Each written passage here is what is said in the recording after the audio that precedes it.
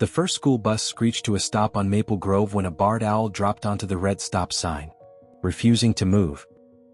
He wasn't confused. He wasn't scared. He was hooting in sharp, desperate bursts at the road below him, like he was warning them. Kids pressed to the windows. Drivers froze. A second bus braked behind the first, trapping everyone in place. Something was wrong. Everyone could feel it. "Why won't he move?" a boy whispered. Nobody answered. Because in seconds, one thing became unmistakably clear. The owl wasn't blocking traffic. He was trying to get someone's attention, before it was too late. Mrs. Crowley stepped off the curb. With practiced ease, she lifted her arms, guiding the students behind her. "Back up, please." Soft, quick, and protective. The children obeyed in small shuffles, fog turning their breath to smoke. Seeing the buses stacking up, Mrs. Crowley phoned the school office, her voice low as she reported the sudden disruption.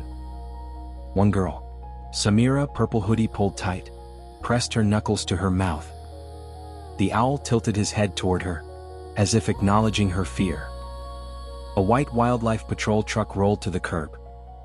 Ranger Eli Ward climbed out, boots sinking slightly into the damp gravel. His calm presence carried the weight of someone who'd spent years listening to things most people overlooked. He studied the owl with the focus of a man reading a sentence carefully, waiting for meaning to surface.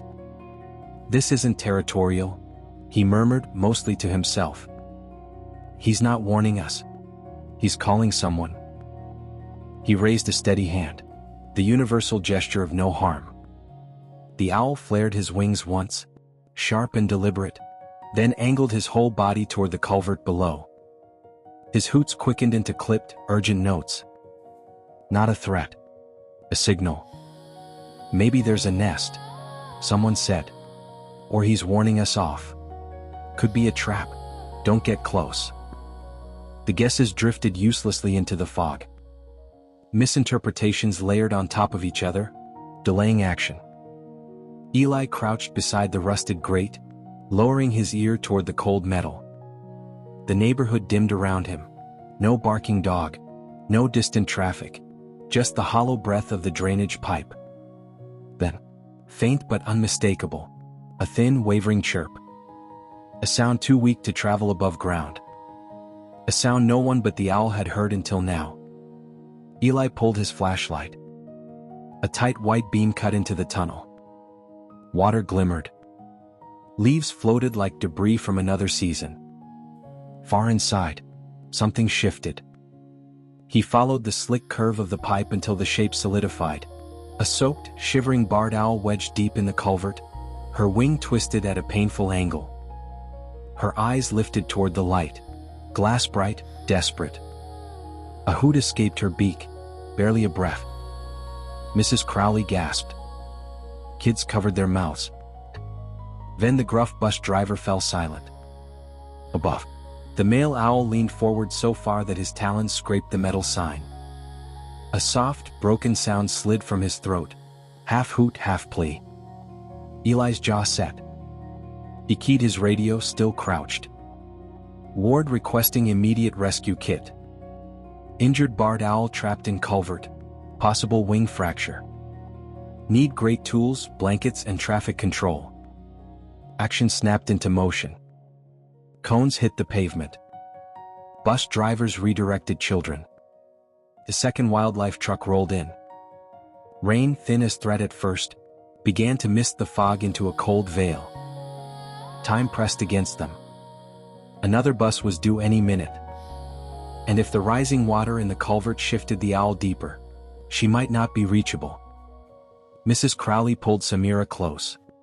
"Stay with me," she said gently. Her hand rested on the girl's shoulder, a gesture of quiet steadiness. Other parents guided younger children behind them. Small human acts formed an instinctive shield. When the rescue team loosened the last great bolt, the metal lifted with a lonely groan. Eli looped a rope around himself and lowered into the darkness. His boots splashed into shallow water, flashlight trembling across oil-slick ripples. The culvert smelled of wet leaves and old storms. The female owl tried to drag herself away, talons scraping weakly, but she was too exhausted to resist for long. Eli's voice dropped into something warm and steady, an anchor in the cold pipe. "Easy. I've got you." He cupped her broken wing, feeling the tremor of pain. Her beak clacked once against his glove, a reflex of fear, not aggression. Slowly, carefully, he slid a blanket beneath her body. She fought for a heartbeat, then surrendered, feathers flattening as if she'd finally run out of strength. He lifted her free. Water dripped from the blanket in thin silver trails as he climbed upward. Above ground, the male owl tracked every movement. His head bobbed once, twice, urgent punctuation. When Eli emerged with the carrier, the owl's wings drooped in visible relief. Then came a hoot unlike the frantic bursts from earlier, a long, low and resonant note that fluttered through the fog like gratitude given shape.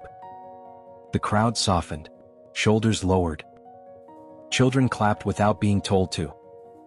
A bus driver let out a breath that sounded suspiciously close to a sob. Mrs. Crowley murmured, "He wasn't blocking the route. He was guarding something." Her voice trembled with the realization. At the Wildlife Center, the female owl received treatment for dehydration and a strained wing. Days passed in slow rituals. Syringes, soft towels, feathers dried beneath heat lamps. Her strength returned stitch by stitch. The male owl came every dawn, arriving like clockwork. Sometimes he perched high in the oak outside the treatment room. Sometimes, hauntingly, he chose the red stop sign near the entrance, still keeping vigil at the symbol where everything began. Neighbors noticed. Photographs circulated. Someone captured the pair together, one inside healing, one outside waiting, like two halves of an unfinished sentence. 3 weeks later, under pale morning light, the vet opened the aviary gate. The female stepped forward, wings trembling with effort. She launched upward, unsteady, then strong. The male joined instantly, aligning his flight with hers in a mirrored arc. Together, they circled over Maple Grove, above the schoolyard, above the morning buses, above the stop sign still gleaming red in the fog. For a moment, the world held them like a frame. Yellow bus, red sign, two dark silhouettes cutting across the silver sky. Eli watched from below, coffee warming his hands. A quiet pride filled his chest, the kind that didn't need applause. He'd once told a trainee, "Animals don't lie. They warn, they plead, they love, and they mean every sound they make." Standing there, he believed it more than ever. The stop sign, once a puzzling stage for panic, was ordinary again. But sometimes, at sunrise, Eli still walked to that corner. Fog drifted close. The metal shone.